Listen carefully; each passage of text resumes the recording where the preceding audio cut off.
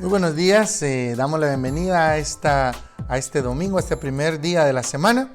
Hoy es un domingo muy especial porque recordamos a Jesús y su entrada triunfal en el templo. Hoy vamos a responder cosas como la importancia de que se haya cumplido esa profecía de Zacarías, la importancia de que el pueblo haya reconocido a Jesús, le haya alabado mientras él entraba triunfalmente a Jerusalén, y las implicaciones que tiene eso para nosotros hoy. Así que te animamos a que te prepares y nos acompañes esta mañana. Te damos la bienvenida y preparémonos para aprender de la palabra del Señor.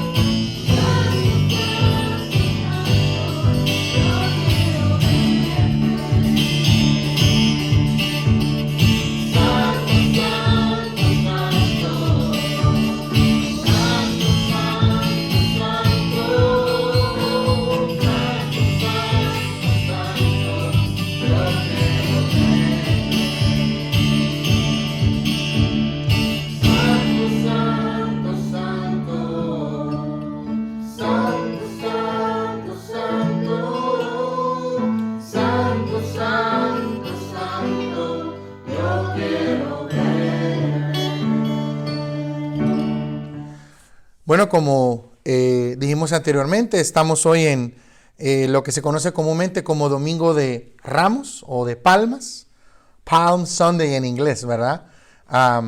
Y estamos en una semana muy especial. Estamos recordando la última semana de Jesús en la tierra. Y este evento es tan importante, es tan trascendental para nosotros, y vamos a aprender algunas cosas esenciales de esto. En el año 1838, la reina Victoria de Inglaterra celebró su coronación como reina. Hubo una sinfonía de un coro de cientos de personas. Hubo un gran desfile de soldados y de bandas militares. Ella llevaba una corona de rubíes gigantes con zafiros que rodeaban un diamante de 309 quilates. El cetro de la reina tenía un diamante aún más grande cortado de una estrella que habían traído de África con un peso de 516,5 quilates. Esta fue una celebración de la realeza como nunca, de la monarquía de esta familia real de Inglaterra. Asistieron más de 400,000 personas a este evento multitudinario. Muchas personas famosas e importantes, como ustedes se pueden imaginar. Sabes, aunque este evento parece muy importante y se oye con mucha fastuosidad, hoy celebramos otra coronación. Hoy recordamos la coronación del Rey Jesús. No tenía una gran entrada, o una fiesta, o un carruaje, o un carro fastuoso. No tenía diamantes, ni coronas de muchos quilates. Solamente la espalda de un burrito. No mostraba ningún poder militar. Solo unos pocos pescadores y otras personas lo seguían. Él no tenía joyas ni posesiones terrenales, pero era y es el rey. Y su valor supera con creces lo que cualquier nación haya presenciado el día de hoy. Como les decía anteriormente, llamamos hoy Domingo de Ramos por lo que la gente puso ante él. Y en la iglesia significa la semana antes de la Pascua, que es la muerte de nuestro Señor Jesucristo. Quiero que tú vayas a tu Biblia, el libro de Lucas, en el capítulo 19, de los versículos 28 al 46. Lucas, el evangelio según el doctor, Lucas era un médico. Lucas no era uno de los 12, él era un cronista. Lucas escribió este evangelio que lleva su nombre, y Lucas escribió también el libro de los Hechos. Queremos entonces ir al libro de Lucas en el capítulo 19, de los versículos 28 al 46.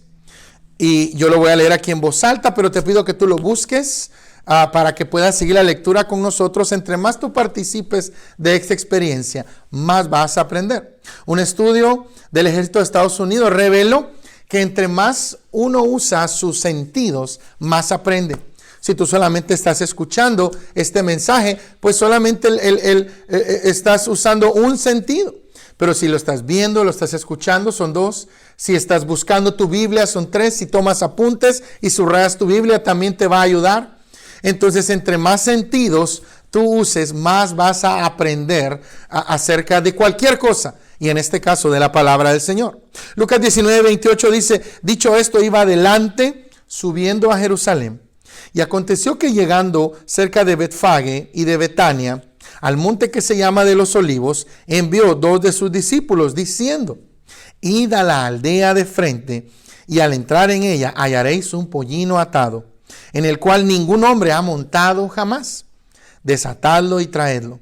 Y si alguien os preguntare: ¿por qué lo desatáis?, le responderéis así: porque el Señor lo necesita. Fueron los que habían sido enviados, se hallaron como les dijo. Y cuando desataban el pollino, versículo 33, sus dueños le dijeron: ¿por qué desatáis este pollino? Ellos dijeron: porque el Señor lo necesita. Y lo trajeron a Jesús, y habiendo echado sus mantos sobre el pollino, subieron a Jesús encima. Y a su paso, ellos, hablando de sus discípulos, tendían sus mantos por el camino.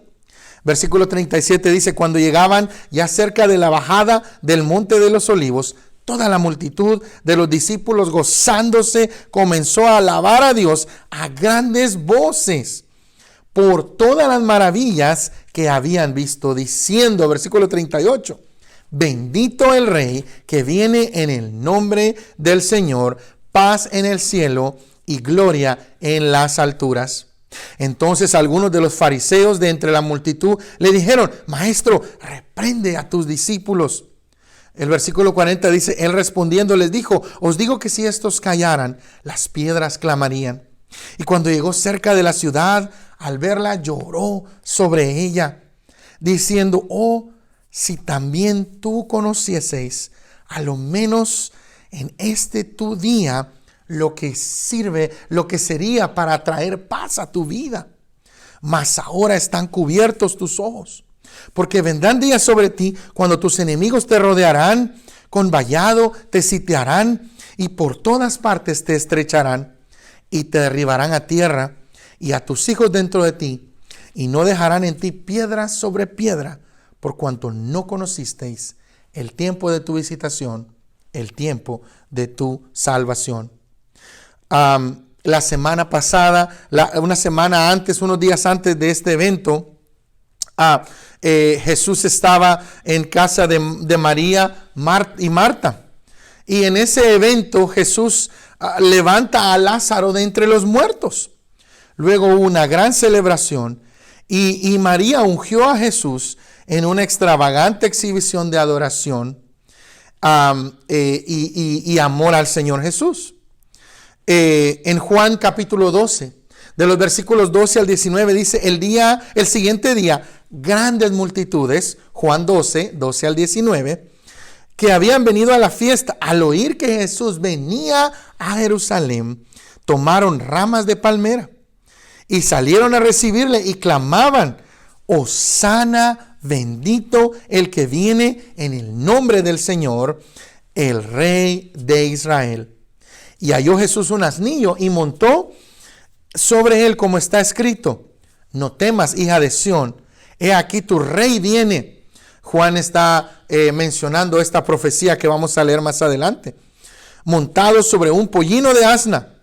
Versículo 16, estas cosas no las entendieron sus discípulos al principio, pero cuando Jesús fue glorificado, entonces se acordaron de que estas cosas estaban escritas delante de él y de que las había hecho. Y daba testimonio la gente que estaba con él cuando llamó a Lázaro del sepulcro y le resucitó de entre los muertos. Por lo cual también había venido la gente a recibirle, porque había oído lo que él había hecho, esta señal. Pero los fariseos dijeron entre sí, ya veis que no conseguís nada. Mirad, el mundo va tras de él. En la costumbre judía, en estas fechas se acostumbraba una familia recibía un corderito para la Pascua, aproximadamente por el día 10 del mes, y era sacrificado el día 14. Escuchaba una autora hace años que decía, ¿puedes imaginarte tú si había niños en la casa, lo bonito que es un corderito, lo tiernos que son, la algarabía que pudo haber existido en un hogar judío cuando el papá llevaba este corderito? Yo pienso que algunos tal vez no tenían corazón para decirle a sus hijos que unos días después iba a ser sacrificado. Amados hermanos, Jesús entró a Jerusalén el día 10, un día lunes, y fue crucificado el 14, un día viernes, y esto es simbólico de que Él es el verdadero Cordero de la Pascua. Jesús, amados hermanos, entonces simboliza ese acto que estos judíos hacían. Jesús probablemente había viajado a Jerusalén y el lunes y fue crucificado un viernes. En Jerusalén en ese momento se estima que había alrededor de 2 millones de personas que habían asistido a este evento. Mateo nos dice que toda la ciudad, Mateo nos hace ver que toda la ciudad se agitó. Y Juan nos dice que los fariseos dijeron, mira, el mundo entero va atrás de él. ¿Por qué este momento es tan importante? ¿Por qué fue tan importante? ¿Por qué tantos estarían conectados a su entrada? Incluso gritándole alabanzas y llamándolo rey. Bueno, 3 cosas que queremos ver hoy. acerca de la entrada triunfal de Jesús. La primera es una profecía que se cumple.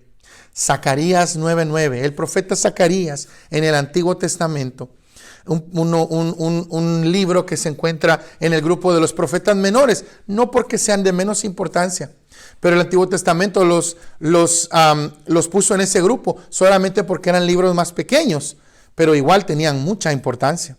Esta profecía dice, amados hermanos, alégrate mucho, hija de Sión, da voces de júbilo, hija de Jerusalén, he aquí tu rey vendrá. A ti, justo y salvador, humilde y cabalgando sobre un asno, sobre un pollino de asna. Sobre un pollino, hijo de asna. En este momento, esta profecía se estaba cumpliendo. Esta, hermanos, es una profecía mesiánica. Esta sería otra señal para que el pueblo de Israel reconozca quién fue Jesús. Que Jesús, amados hermanos, era el Mesías. Hija de Sión, hija de Jerusalén, pueblo de Jerusalén. Sión es la colina, es una de las colinas más altas en el corazón de la ciudad. Zacarías dice en su profecía, regocíjate, grita, tu rey viene, Él será justo y traerá salvación. Él será humilde y vendrá montado en un burrito. La segunda cosa que podemos notar de esta profecía cumplida, amados hermanos, es que Jesús tenía todo en control. Él fue el que puso todo en movimiento. Sabes, Jesús siempre tiene el control porque Él es Dios. En Juan 10:18, Jesús hablando de su vida dice, nadie me la quita. Yo mismo la pongo. Tengo poder para ponerla y tengo poder para volverla a tomar. Este mandamiento recibí de mi Padre. Sabes, Jesús es Dios y Él tiene todo el poder para aún poner y volver a tomar su propia vida. Amados hermanos, entonces en este momento se estaba cumpliendo una profecía que se había dicho cientos de años atrás. Este fue un evento y es un evento para nosotros hoy en día muy importante. Muchas personas creen que la Biblia es un libro de historias nada más, de fábulas. Pero yo quiero decirte, hay muchas profecías que han sido cumplidas. Hay muchas profecías que se van a cumplir. Y la Biblia es exacta siempre cuando se cumplen profecías. Se cumplieron profecías en Jesús, en su nacimiento, en su vida y en su muerte. Es algo muy interesante ver la credibilidad que tiene la Escritura cuando vemos que un profeta dijo algo y cuando vemos que se cumplió. Vemos entonces una profecía que se cumple. En segundo lugar, vemos un rey que entra triunfalmente. Lucas nos dice, como leíamos anteriormente, que Él envió 2 de sus discípulos a la aldea y Él les dio instrucciones específicas. Él les dijo, tráiganme un burrito, un pollino atado en el que nadie se ha sentado nunca. Él les dijo, tráiganlo, desátenlo. Y si alguien les pregunta, díganle que el Señor Kairos lo necesita. Cuando preguntaron esto, eso fue lo que ellos dijeron. Jesús como Dios es omnisciente. Él sabe todo lo que sucedería. Él es Dios. Juan nos dice que cuando Él regresa, cuando Él empieza a montarse, sus discípulos empiezan a alabarlo. Los discípulos empiezan a arrojar sus mantos en camino delante de Jesús. Hace unos años atrás, uno de los más famosos evangelistas de la historia, Billy Graham, murió. Y cuando Billy Graham murió, cientos de calles y highways tenían carteles, tenían mantas expresando su admiración por él. Fue algo muy triste para muchas personas, pero a la vez de mucho gozo, el que cientos y miles de personas por donde iba pasando esa procesión de carros y mostraban sus pancartas, mostraban sus mantas, mostraban sus mensajes de amor hacia este hombre que Dios usó en parte de nuestro siglo para traer miles y miles de almas a Cristo, como lo es Billy Graham. Aún así, estos discípulos estaban tirando sus abrigos en el camino, y eso significa respeto y sumisión al que sería el rey. Apocalipsis 7:9 nos dice algo muy interesante. Él dice, una gran multitud, un día va a haber una gran multitud que no se puede contar, de cada nación, tribu, pueblo y lengua. Algún día, quiero decirte, nos presentaremos todos delante del trono, ante el Cordero, vestidos con túnicas blancas y tendremos ramas en las manos, igual que en ese momento. Y vamos a alabar al Señor otra vez todos juntos, y este evento nunca va a terminar. Amados hermanos, vamos a alabar y adorar al Señor por toda la eternidad. La gente gritaba Hosana en el tiempo que Jesús estaba entrando. La palabra Hosana en hebreo significa sálvanos ahora. Es interesante que el pueblo no estaba tan interesado en que Jesús los salvara de sus pecados, pero él quería que los salvara de una forma política o militar. Rápidamente vemos que la gente pasa de adorar a Jesús y de llamarle rey a decirle ahora, sálvanos ahora, pero de la opresión del pueblo romano. Con qué rapidez muchas veces nuestros corazones cambian y pasan de mostrarse en adoración a Dios a gritos de demanda por lo que creemos nosotros que es mejor. Gran parte de esta historia, de esta entrada triunfal, está tan llena de ironía. Mientras los judíos celebraban esta temporada de Pascua, que es cuando Dios los libró de la esclavitud egipcia, Jesús realmente los quería librar de la esclavitud del pecado y de la muerte. Pero ellos no querían eso y ellos no se dieron cuenta. Lucas 19, 41 al 44 nos dice, y cuando llegó cerca de la ciudad, al verla, lloró sobre ella, diciendo, oh, si tú te dieras cuenta de este día y de lo que significa. ¿Sabes? Cuando Jesús llega a la ciudad y llora, él se lamenta mucho por lo que iba a pasar y porque la gente no se daba cuenta del tiempo de su visitación o del tiempo en el que él venía a hablarles de salvación. Jesús nos muestra aquí que en su mayor parte las personas no lo entendieron. Lo que pareció un apoyo abrumador en un momento fue realmente solamente una emoción de la multitud. Todos gritaban algo que parecía unirlos por un objetivo común. Pero realmente la mayoría de ellos, como dice Jesús después, no tenía idea de lo que decían o lo que celebraban. Él dice en el versículo 42 de Lucas 19, oh, si tú conocieses, si tú te dieras cuenta lo que realmente está pasando este día, lo que es para que traiga paz a tu corazón, pero tus ojos están cubiertos. ¿Jesús fue solo un profeta? Bueno, en esos momentos, hace unos momentos, él era el hijo de David, él era el Mesías, él era el rey de Israel. Pero después vemos en la Biblia, en Mateo 21:10, que preguntan, ¿quién es este? Sabes, amado hermano, la gente estaba tan alborotada, había tanta gente que ellos no sabían a qué se referían. Sus corazones no estaban interesados realmente en adorar a Jesús, sino que querían un rey. ¿Te recuerdas tú en el Antiguo Testamento cuando el pueblo de Israel pidió un rey? Ellos dijeron, queremos un rey como las naciones que están alrededor de nosotros. Y Dios se lamentó porque les dijo, no te basto yo. El sueño de Dios siempre fue ser rey sobre su pueblo, pero ellos siempre buscaron una persona humana para que los guiara. El sueño de Dios siempre ha sido una teocracia. Un gobierno guiado por él mismo. Pero el pueblo de Israel y muchas veces nosotros también no nos bastamos o no nos conformamos, no tenemos fe en que Dios nos gobierne y queremos ver para creer. Nunca esa fue la misión de Jesús. Jesús no montó en un caballo de guerra, sino en un pollino, dice la Biblia, en un burrito. Esta era una costumbre real en ese momento. Esta era una costumbre en ese momento real. Porque, ¿sabes? Cuando los reyes entraban a una ciudad, ellos normalmente cabalgaban en un pollino, en un burrito, en señal. Y esto era algo significativo realmente. Era una costumbre.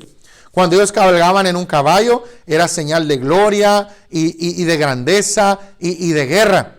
Pero cuando un rey en esta época, en este contexto cultural, cabalgaba en un burrito, era señal de realeza también, pero también de humildad. En ese momento no estaba destinado a Jesús a venir. Y John MacArthur nos da un comentario. Y quiero leerte lo que dice en uno de sus libros. John MacArthur dice: en este momento Jesús no estaba destinado a venir en esplendor terrenal, ni a reinar en poder terrenal. Él no vino en riqueza, sino en pobreza. No vino en grandeza, sino en mansedumbre. No vino a matar a los enemigos de Israel, sino a salvar a toda la humanidad. La encarnación fue el tiempo de su humillación, no el tiempo de su glorificación. No vino a hacer guerra con Roma, pero para hacer las paces vino Él con Dios. Una de las cosas más tristes y trágicas de esta historia es otra vez la ironía de todo esto que pasaba y de todo lo que esas personas estaban dispuestos a creer. Porque déjame decirte algunos aspectos. Ellos tenían razón al gritar: Él era el rey, Él era el hijo de David o el Mesías. Tenían razón al gritar que Él venía en el nombre del Señor. Tenían razón al decir que era un rey. Pero se equivocaron al pensar que Él venía a establecer un reino terrenal. El reino que Jesús quería hacer era un reino celestial. Se equivocaron al pensar que Él derrocaría a Roma. En cambio, 40 años después, los romanos destruyeron completamente el templo, cumpliendo la profecía que Jesús les dice y que leímos anteriormente, de que no quedaría una piedra sobre otra piedra. Se equivocaron en pretender que lo respetarían y se someterían a Él, porque esto solo estaba condicionado al éxito militar que ellos querían de Jesús. Jesús les dice, y lo leímos anteriormente en la Biblia, en el versículo, cuando Él se lamenta y cuando Él llora en Lucas 19, y dice en el versículo 43, porque vendrán días sobre ti cuando tus enemigos te rodearán con vallado y te sitiarán por todas partes, te estrecharán y te derribarán a tierra y a tus hijos dentro de ti, y no dejarán en ti piedra sobre piedra. ¿Sabes? Contextualmente, históricamente, lo que sucede es que el templo de los judíos estaba encallado en oro y tenía muchas piedras preciosas y oro incrustado entre las piedras que ellos habían construido. Cuando los romanos vieron ese oro con ojos de tomarlo y de robarlo. Así que ellos tenían que romper, tirar todas las piedras, tenían que quemarlo y tenían que tirar las piedras y tenían que quebrarlas literalmente una por una para poder robarse ese oro que estaba incrustado en medio de estas piedras en el templo. Conociendo estos detalles culturales nos damos cuenta por qué es que se cumple a cabalidad esta profecía que Jesús dijo que no iba a quedar piedra sobre piedra, porque ellos no se dieron cuenta el tiempo en el que estaban. Otro comentario del mismo autor, John MacArthur, dice: estas personas eran totalmente terrenales, materialistas y autosatisfechos. Solo estaban interesados en los reinos de este mundo, no en el reino de los cielos. Habían aceptado a Jesús como un rey terrenal, pero no lo tenían o no lo tendrían como un rey celestial. El último punto de nuestros 3 puntos esta mañana es la visitación que nos llama a nosotros hoy. Hemos hablado acerca de una profecía que se cumple. Hemos hablado acerca de un rey que entra triunfalmente. Y nuestro último punto esta mañana es una visitación que nos llama, un momento que nos llama a buscarle al Señor. Y dice en la Escritura, amados hermanos, en Lucas 19, 41 al 44. Quiero que me acompañes a la Biblia. Lucas 19, 41 al 44 dice así: y cuando llegó cerca de la ciudad, al verla lloró sobre ella, diciendo, oh, si también tú te dieras cuenta de este día, de lo que significa el que tú tengas paz en tu corazón. Pero tus ojos están cubiertos, dice el versículo 42 de Lucas 19. Y lo acabamos de leer, vendrán días sobre ti, cuando tus enemigos te rodearán. Y el versículo 44 dice, y derribarán piedra sobre piedra. Pero sabes, versículo 44, si tú lo ves ahí conmigo, dice algo importante. Por cuanto no conociste el tiempo de tu visitación. Nuestro último punto, por eso, es esto, la visitación que nos llama hoy. En una versión parafraseada dice, porque no reconociste el tiempo en que Dios vino a salvarte. La multitud de los discípulos estaba en alegres aclamaciones y Jesús realmente llora. Las palabras que él pronuncia nos dicen la causa de sus lágrimas. Esas lágrimas mismas nos revelan, mejor aún que sus palabras, la tierna compasión que el Salvador, al mismo tiempo que su amor que él siente hacia su pueblo, cuya ruina él conocía y estaba profetizando ahí. La certidumbre de los juicios de Dios que este pueblo iba a traer sobre sí por su endurecimiento.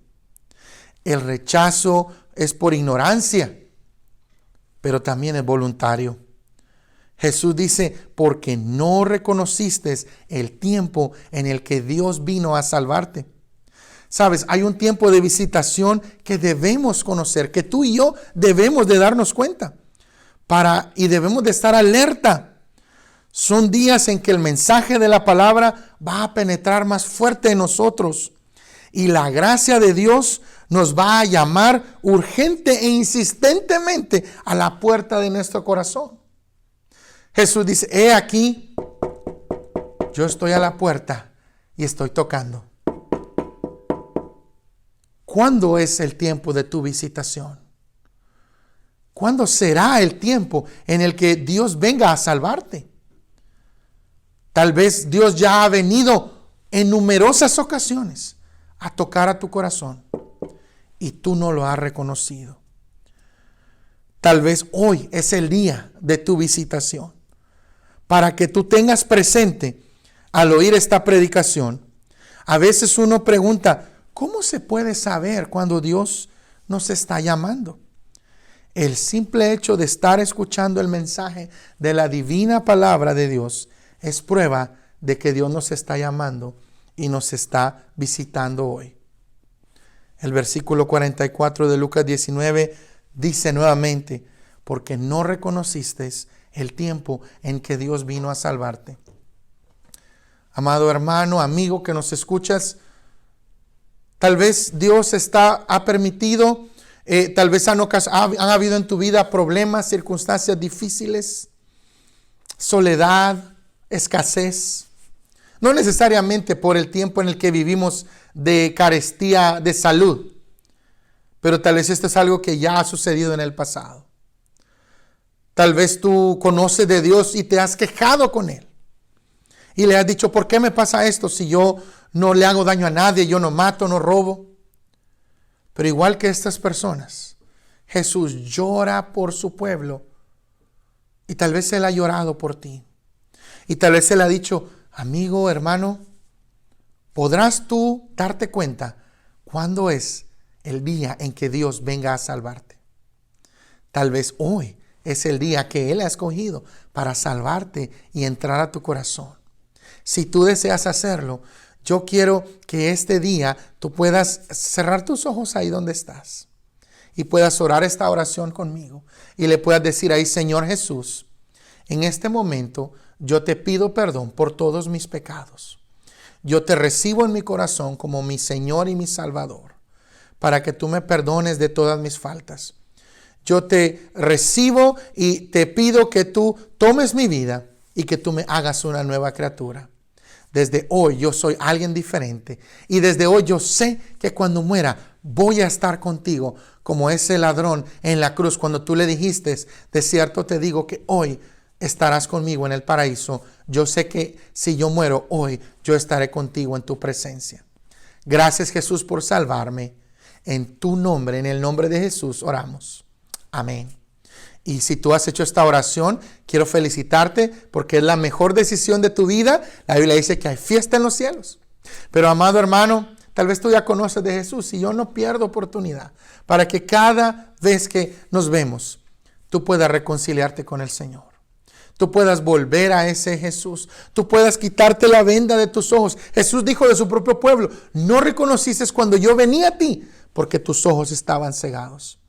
El pecado ciega tus ojos y no te deja ver.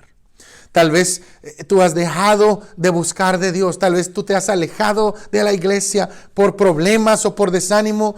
Dile al Señor que quite esa venda de tus ojos para que tú puedas ver el día que Él venga no solamente a salvarte, pero también a llamarte. Si ese es tu deseo, hermano o hermana, ¿por qué no oras conmigo también? Y le dices: Señor Jesús, gracias por hablarme y gracias por tu bendita palabra. Señor, mi corazón se llena de gozo porque en este día, hace 2000 años, estaban proclamándote como Rey y Señor. Yo no quiero ser como esas personas de Jerusalén que solamente ese día te aclamaron con palmas en sus manos. Yo quiero que toda mi vida mis manos estén levantadas, mis palmas estén alabándote y adorándote en cualquier circunstancia. Te pido perdón si me he alejado de ti. Y te quiero pedir que tú me ayudes a poder regresar a casa, a poder regresar a mi familia. Gracias, Jesús, te doy en esta mañana. En tu nombre oro. Amén. Amado hermano, te agradecemos por estar con nosotros y te pedimos que tú puedas orar y que tú puedas participar de toda esta experiencia de reunión bíblica que estamos llevando a cabo. Dios te bendiga y nos vemos la próxima semana.